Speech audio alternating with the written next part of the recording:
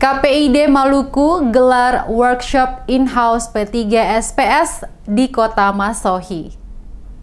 Komisi Penyiaran Indonesia Daerah Provinsi Maluku menggelar workshop pedoman perilaku penyiaran dan standar program siaran P3SPS bagi pengelola radio televisi, lembaga penyiaran berlangganan, dan lembaga penyiaran publik di Kota Masohi. Kegiatan ini dibuka oleh Ketua KPID Mutiara Daerah Utama didampingi Komisioner KPID Maluku yang berlangsung di Hotel Lelemuku Kota Masohi, Jumat 8 Oktober. Mutiara mengatakan kegiatan workshop P3SPS dipandang perlu dan penting guna mewujudkan dunia penyiaran yang lebih sehat dan bermartabat. Dia meminta perhatian para pengelola penyiaran di kota bertajuk Pamahanu Nusa itu untuk lebih jeli dan teliti mengelola setiap item program acara yang akan ditayangkan sesuai ketentuan P3SPS. Oleh karena itu, lanjut dia, penting bagi setiap pengelola dan awak media mengetahui dan memahami dengan betul setiap aturan yang berhubungan dengan pekerjaannya dalam hal P3SPS KPI. Disebutkan selain sosialisasi P3SPS, KPI juga rutin menggelar seminar literasi media. Tujuannya agar masyarakat mengawasi isi siaran televisi. Masyarakat juga diminta melaporkan jika dalam penayangan isi siaran ditemukan konten siaran yang tidak baik dan tidak pantas. Selain menggelar workshop, tim Monef KPID Maluku berkunjung ke studio Radio Duta Masohi yang terletak di Jalan Imam Bonjol, Kota Masohi. Kunjungan dalam rangka verifikasi faktual, menindaklanjuti permohonan perpanjangan izin penyelenggaraan penyiaran. Wakil Ketua KPID Maluku Kaharudin Mahmud mengatakan, verifikasi faktual merupakan prosedur standar perizinan yang dilakukan pada setiap pemohon izin penyelenggaraan penyiaran untuk memastikan adanya aktivitas siaran dan infrastruktur yang layak untuk bersiaran.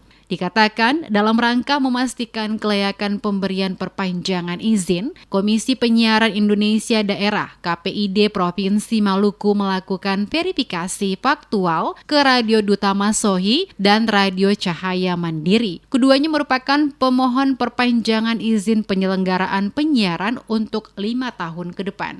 Ini adalah rangkaian dari kunjungan kerja kita, dan hari ini kita sedang melakukan workshop.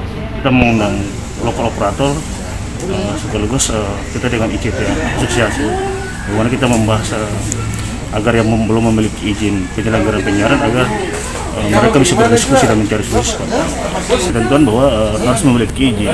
Jadi apabila melakukan penyelenggaraan penyiaran, maka lembaga penyiaran wajib memiliki IPP, sehingga yang tidak memiliki IPP ya mau dan tidak mau, suka dan tidak suka harus tidak boleh melakukan penyiaran, dan itu konsekuensi.